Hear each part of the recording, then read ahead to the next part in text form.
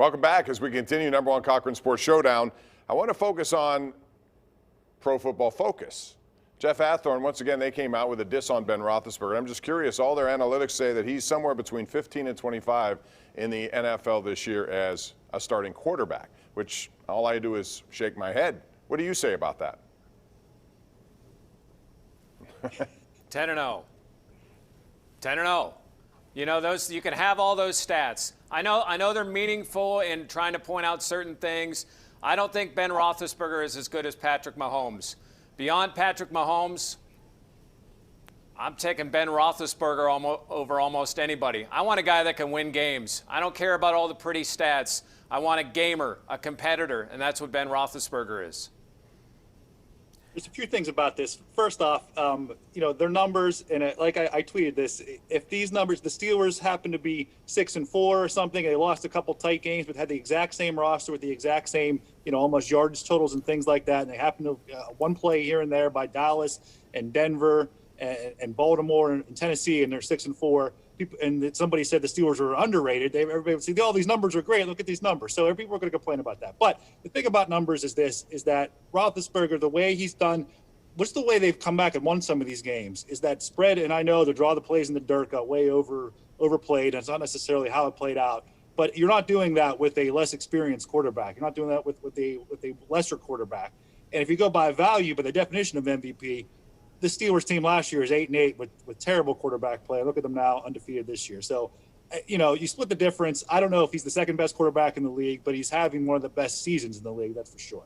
Buzz, you mentioned the comebacks that they've had this season. He's had 3 already to help this team win games, and that's one of the statistics right now league-wide that he's in the top 10 in. I believe he's tied for 6. There's a bunch of guys who all have 3 comeback wins among quarterbacks right now this season. That's one of the things he's in the top 10 in. You're also talking about interception percentage. That's one of the best. His sack percentage is one of the best in the league. He's been one of the most efficient quarterbacks in the league, arguably the most efficient season of his career. You take out that 1/2 against Tennessee, this might be the best he's looked in half a decade as far as efficiency and getting the job done, moving the ball and getting this team into the end zone. If you wanted to make the case top 10 to 15, I'd listen to that. 15 to 25, that really just smacks of unbelievable bias towards quarterbacks and how counting stats matter so much. Yeah, yards are going to be a thing. Touchdowns are going to be a thing. And he's not the best in those counting stats, but the rate stats all stack up, and he's among one of the best in the league at doing that. His efficiency has been there. His ability to lead his team when they need points and when they need to win games, it has been there. His ability to actually lead the offense when they're in a rut and need to get themselves righted out, he's been able to do that too by spreading it out, emptying the backfield, and just throwing the ball 40 to 45 times a game, which, by the way, he's in his late 30s and off a surgically repaired elbow, and it's still working. I don't understand. You can't find a number that makes sense to me that can explain how he's 15 to 25 when he's doing things that no one expected to do, including us right now on this show. I don't think we saw this out of him. So for someone else to say he's 15 to 25 when he's doing things at a top 10 level is just ridiculous. All right, Jeff, I'm going to give you a choice now. Go around the horn on this one. We saw Kansas City today go to Tampa and really tear apart their secondary, Mahomes to Tyreek Hill specifically. So the question for you, Jeff, if you had to pick right now, the game is now. It's Kansas City, Pittsburgh. Regardless of where it's played, who are you picking? Wow.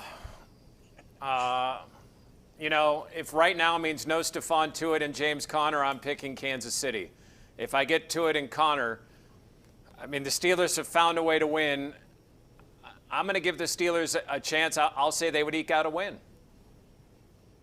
I got to go Kansas City, Jeff. It's honestly, we've seen this team have teams try to come back against them. They staved off Baltimore. They staved off Tennessee with that missed field goal. They've been able to avoid the other team's best shot when they come at them, but they have not faced an offense like Kansas City. Patrick Mahomes, for some odd reason, can seem to make any throw on the planet, but that game against Tampa Bay, they couldn't even bring him down in the backfield. He was avoiding the rush and still getting the ball off to some ridiculous throws. It seems right now that Kansas City's best punch would be maybe the only other punch in the league that could knock the Steelers out.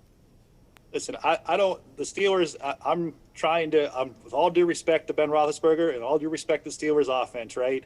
You cannot, if you're evaluating these two teams, say the Steelers have the better offense, right? Right. I mean, a reasonable person can't agree. You can't say that. So then you have to say, is the Steelers' advantage on defense that much greater than the Chiefs. And I don't know, if it is that the Chiefs are fourth in the AFC in scoring defense.